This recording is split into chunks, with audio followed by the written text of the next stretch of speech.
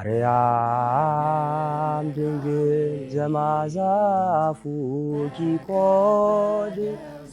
ሕማማት ማለት ታመመ፣ መከራ ተቀበለ፣ ተሰቃየ ከሚለው አንቀጽ ሕማም ይወጣል። ዓለም የሚዜሙ ዜማዎች ግዕዝ ማለት ነው። ወልታረዲኦትየ በውስተ ቀትል ሰላም ለኪ። ሕማማት የሚለው ሳምንት በራሱ 5 ቀናት አሉት። 5 ቀናት የሆኑበትን ምክንያት ስንመለከት ከሆሳዕና ማግስት ወይም ለሰኞ አጥቢያ አንስተን እስከ አርብ ሰርክ ድረስ 5 ቀናት አሉ። እነዚህ 5 ቀናት የቀደመውን የብሉይ ኪዳንን የዓመተ ፍዳን የ5500 ዘመን የጨለማውን ዘመን እንድናስታውስ ቅድስት ቤተክርስቲያናችን እነዚህን 5ቱን ቀን የሕማም ዘመን፣ የጨለማ ዘመን፣ የስቃይ ዘመን እያለች ታስተምረዋለች። ሕማማት ማለት በብዙ ነገሮች ነው የሚተረጎመው። በመሰረቱ ሐመ ካለው ሐመመ፣ መከራ ተቀበለ፣ ተሰቃየ ከሚለው አንቀጽ ሕማም ማለት ነው።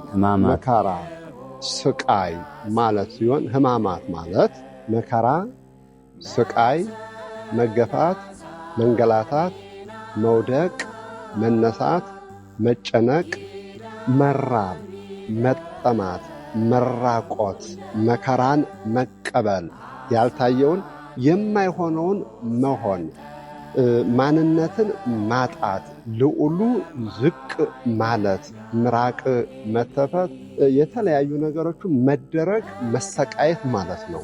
በዚህ በ5ቱ ቀናት ቅድስት ቤተክርስቲያናችን ወይም ቅዱስ ያሬድ በመጻሕፍቶቹ ወይም በዜማ መጻሕፍቶቹ ላይ እንዳስቀመጠው እያንዳንዱ ዕለታት የራሳቸው የሆነ ስያሜ አላቸው። በእነዚህ ስያሜያት ቅድስት ቤተክርስቲያናችን ወንጌልን መሰረት አድርጋ ታስተምራለች ማለት ነው። ሕማማት ማለት 5 ቀን ተኩል ነው።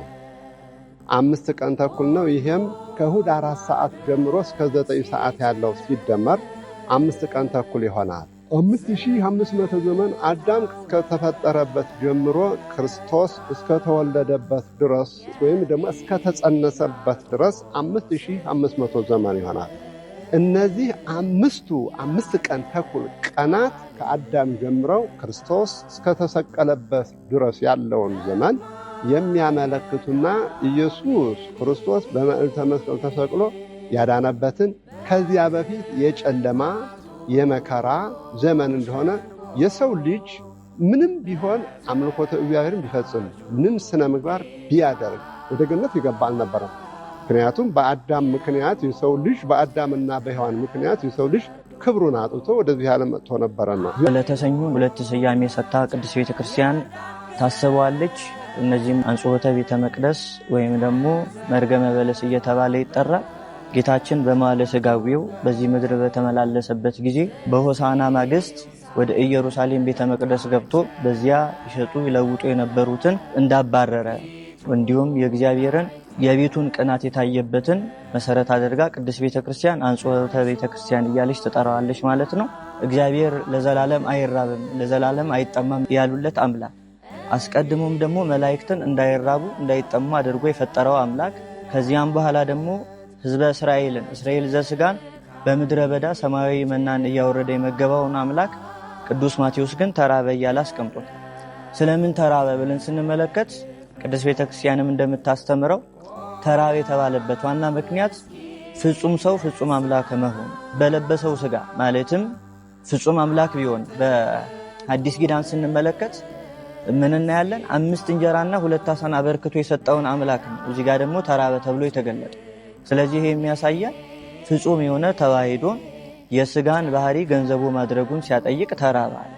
በዋናነት ግን የወንጌል አንድምታችንም ሲነግረን ተራበ ብሎ የገለጠልን ከዚያችም ከበለስ ዛፍ ለመጠየቅ የሄደበት ዋነኛ ምክንያት ምንድነው ብለን ስንመለከት እዚያ ወንጌል አንድምታ ምን ይለናል? በለስ ዘይቤ ቤተ እስራኤል እሙንቱ እያለ ሲያስቀምጥ እንመለከታለን። በለስ የተባለው የእስራኤል ሰዎች ናቸው። ወደ ኢየሩሳሌም ገብቶ ከኢየሩሳሌም ሰዎች ይፈልግ የነበረውን የሃይማኖትን ፍሬ ስላላገኘ ተራበ። ስለዚህ ተራበ ተብሎ የተቀመጠ ዋና ምክንያት ምድራዊ ምግብ ሳይሆን ከእስራኤላውያን ዘንድ ይጠብቅ የነበረውን የሃይማኖትን ፍሬ ነው ተራበ ተብሎ የተቀመጠ።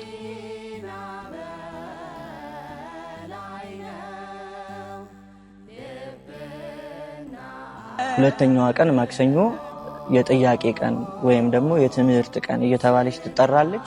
በዋናነት ይህንን ያሰቡበት ዋና ምክንያት ምንድነው ብለን ስናጠይቅ ይቀኑ ነበር። ገና ክርስቶስ ወደ ኢየሩሳሌም ከመጣበት ጊዜ አንስቶ ይከታተሉት ነበር፣ ፈሪሳውያንም የካህናት አለቆችንም ስንመለከት እና ምንድነው በዋናነት በዚያ ጊዜ ያደረገውን ያንን ስራ በማን ስልጣን እንዳደረገው ልቦናቸው ያውቋል። ነገር ግን የጠየቁበት ዋና ዓላማ ምንድነው ብለን ስንመለከት ከሮም ነገስታት ጋር ለማጣላት ነው ዋና ዓላማ። ምክንያቱም የንግድ ስፍራን ማስለቀቅ ወይም ነጋዴዎችን ከቤተ መቅደስ ማስወጣት የህግ አካላት ወይም በዚያ ዘመን የነበሩ የባለስልጣናት ስራ ነው። ስለዚህ ከሮም መንግስታት ጋር ለማጣላት ስለሆነ ዓላማው ይህንን በማን ስልጣን ታደርጋል? በራሴ ስልጣን ቢል ኖሮ ከሮም ነገስታት ጋር ምን ለማለት ለማጣላት በፈለጉ ነበር። ስለዚህ አምላክ ስለሆነ ይህን ልቦናቸውን ስለሚያውቅ ጥያቄያቸውን በጥያቄ ነው የመለሰላቸው። በማን ስልጣን ነው ይህን የምታደርጉ ብሎ የተጠየቀበት ዕለት ነው። ወይም ደግሞ ደርቃ ያገኛት በለስ ተመልሳ አለምልማ የተገኘችበት ነው። ትልቁ ነገር ግን በመባይ ተመኑ ትገብር ዘንተ ስልጣነ ተብሎ የተጠየቀበት ዕለት ነው።